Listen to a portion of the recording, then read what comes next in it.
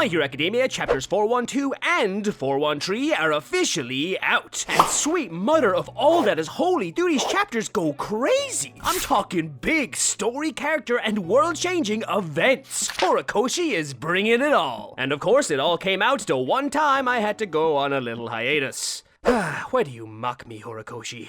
But anyways, there's been enough of a delay already. Now it's time to jump right back into it, starting with My Hero Academia chapter 412, titled History's Maddest Hero. This chapter opens up picking up exactly where the last chapter left off, with Midoriya desperate to save the little boy trapped inside of Shigaraki, a metaphorical little boy, I hope, about to unleash a devastating attack on the villain. And it's during this attack, Midoriya reveals that after trying to defend himself against all of Shigaraki's previous attacks, and due to all of the insane amount of energy he's already used up fighting, he can no longer move most of his muscles. So, to counter this, he has activated Black Whip inside of his own body and is using the black tendrils to manually flex and extend his muscles. Okay, that's just straight up badass. But not only does this allow Midoriya to continue attacking at full power even though his body is broken, but because his muscles are still moving, he is also still recharging the third user's quirk, Fajin, allowing Midoriya to continue to go beyond. And go beyond Midoriya does, as in taking inspiration from his past self, instead of jumping and hitting Shigaraki, Midoriya quickly flicks his hand open with his full power while screaming Delaware Smash, unleashing a huge blast of air towards the villain,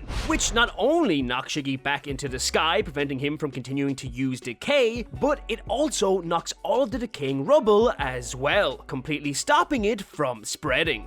And Shigaraki's comment on this moment is dead right. This is peak Midoriya. But the best is yet to come, as Midoriya, not wasting any time, unleashes a beautiful one-for-all combo attack. Firstly, hiding his position by using Smokescreen, creating a massive cloud of smoke that he makes last longer by activating Gear Shift on and setting it to a low gear, which is actually ingenious when you think about it, as it allows him to hide anywhere in the smoke rather than just its center. Then from the smoke, he attacks Shigaraki with multiple Black Whip tendrils, completely overwhelming Shiggy's newly acquired danger sense, which then allows Midoriya himself to rush out of the smoke in an instant and smash Shigaraki before jumping back into a new smokescreen cover to start the whole process all over again. All the one-for-all users' quirks are being used to the fullest, and I love it. Plus, look how brutal this Midoriya's attack is. Just full-on punched off Shiggy's arm. Unfortunately, as effective as this move is, it only worked once, because Shigaraki has a hard counter to Midoriya's smokescreen, the quirk Search, which allows him to see Midoriya's exact location. Yeah, Deku didn't think this true. You best believe Shigaraki utilized this quirk to its fullest, hitting Midoriya, who was building up Fajin into smoke with his black lightning. It's also, unfortunately for Midoriya, at this very moment that the quirk Gear Shift finally wears off, and Midoriya is struck with the massive recoil from it, causing his entire body to seize, leaving him completely breathless. Yet, despite this setback and desperate to save the boy before him, Midoriya reinforces the Black Whip tendrils moving inside his body, which makes them visible to even Shigaraki now, and perilously attempts to continue the fight. Although Shigaraki, in seeing this, just starts to laugh, as he goes on to say that he knows Midoriya is going far beyond what he should be capable of to try to save the little boy inside him. But that little boy doesn't need saving, because he is gone. Shiggy then explains that just like how he can see the vestiges of One for All, Midoriya can also see the essence of All for One, which funnily also explains how Midoriya knew where Shigaraki was when he hid in the smoke. You kind of forget that goes both ways. Shiggy then tells Midoriya to look closer at this essence, in which it's revealed that Tenko Shimura is no longer there. Instead, there is a ball of pure destruction, which, as Shigaraki explains, he used to finally bury and get rid of Tenko, meaning that the only person left inside his body is the one and only Tomura Shigaraki. Nana Shimura, in hearing all of this, appears in her vestige form beside Midoriya, but instead of giving him the expected words of encouragement, with tears in her eyes, she tells him that it's finally time to give up. It's time for him to give up on trying to save Tenko, and instead unleash his full power and obliterate Shigaraki with one final blow.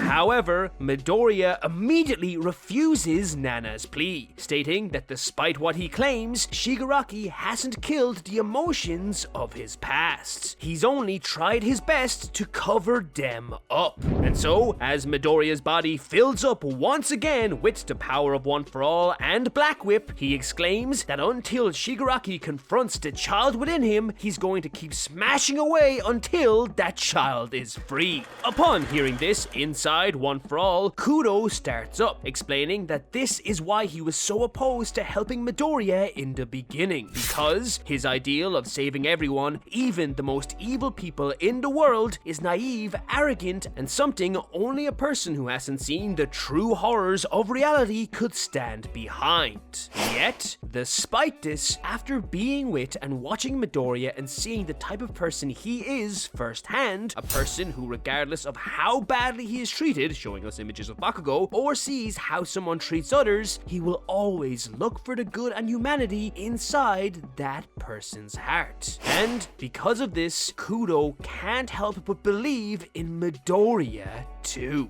And immediately after finishing saying this, in a bit of a twist, both All Might's Vestige and Kudo noticed the hand of none other than Star and Stripe pointing at something over at All for One's essence. Kudo, in seeing whatever Star's hand is pointing at, is completely shocked. And as he quickly turns back to Midoriya and tells him that he's betting everything on him, Kudo informs our young hero that if he truly wants to save Tenko, he will have to do exactly what he says next. The story then cuts to a flashback of the exact moment All Might told Midoriya he could become a hero, as Kudo says, "The time has come.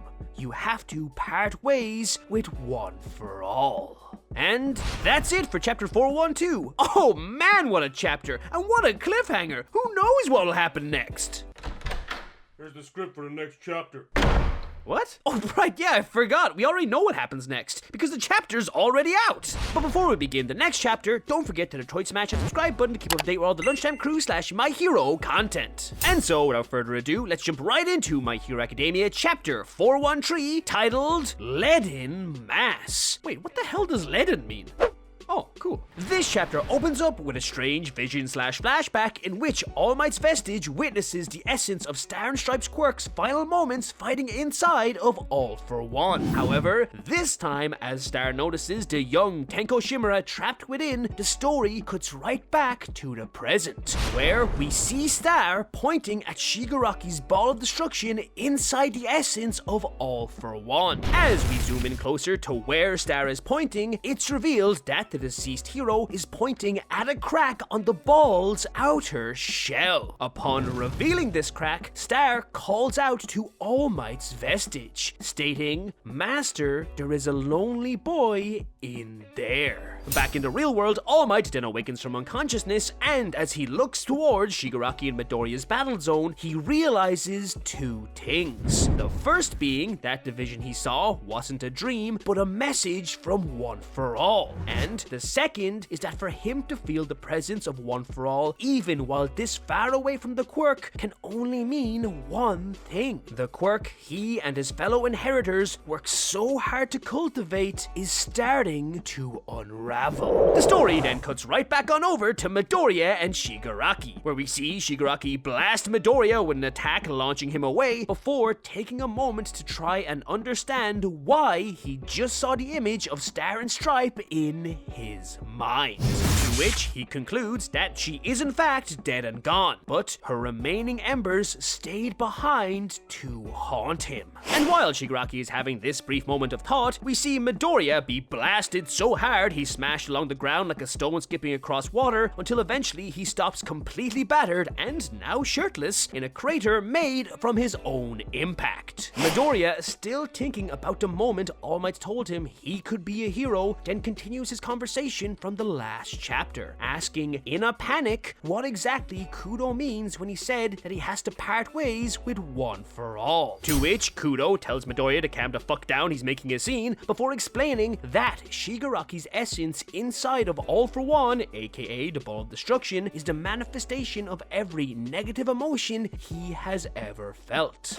And it has solidified in this seemingly unbreakable form to represent his own unshakable resolve and pure, raw hatred. Basically, the Ball of Destruction is a ball of almost impenetrable negativity surrounding Shigaraki's soul. And this ball of negativity is what is keeping the child Tenko trapped within. It's kind of like how All for One trapped Shigaraki's personality previously, except more successful. Also, can we just take a moment to appreciate this shot of Shigaraki as all of this is being explained? Dude looks metal as hell. Now, as you probably noticed, I did say almost impenetrable, as it's revealed that there is in fact a scar on the ball, which Kudo assumes was created when Star's essence started to rampage inside of the quirk. So, Kudo surmises that for them to not only beat Shigaraki, but complete Midoriya's goal of freeing Tenko, they have to attack Shigaraki's essence and not his physical body. And the only way to do this is if Midoriya transfers One for All to Shiggy. Whoa, what? How the hell does that make sense? Wouldn't that just make Shigaraki more powerful? Is exactly what the other users of One for All say. But Kudo elaborates, rather than a simple transfer, he suggests Midoriya force the powers of One for All into Shigaraki. Similarly to how when Midoriya asks Bakugo for a book and Bakugo throws it with force directly at Midoriya's head, hurting him, rather than Midoriya just letting Shigaraki take a quirk like how he took Danger Sense, he has to propel the essence of the user's quirk into Shigaraki with such force that they actually damage his negative essence rather than add to it, and destroy themselves in the process. Basically, he's turning the previous users into little missiles he's going to punch into Shigaraki's soul. Yep, that's a sentence now. Kudo then admits that this is just a theory. Oh, goodbye, MatPat. And that if this theory is wrong, then Midoriya will be just giving away all of his quirks to Shiggy, which is suboptimal to say the least. So, Kudo suggests that they give it a trial run using his quirk as the first test subject. The previous user, N, obviously disagrees with this plan, stating that if it fails and Shigaraki just gains access to his gear shift, they will be royally screwed. And so, he offers his smokescreen quirk instead, rightfully claiming that it is the most useless power in this current fight. However, despite this fact, Kudo refuses N's suggestion and proclaims that he will go first, as if the most horrible event occurred and Shiggy did get his quirk, he would also take on all of the recoil affecting Midoriya, both damaging him and relieving Midoriya of this pain. And so, with this plan laid out before them, the previous users all reluctantly agree to this insanely risky tactic to complete Midoriya's goal of saving Tenko Shimura. However, before they can go ahead with this plan, there is still one person who has to agree to it. Midoriya, who, for the first time, shows hesitation when it comes to saving Tenko. But Nana Shimura explains this hesitation in Midoriya isn't brought out by the idea of losing their powers or even by a fear of death.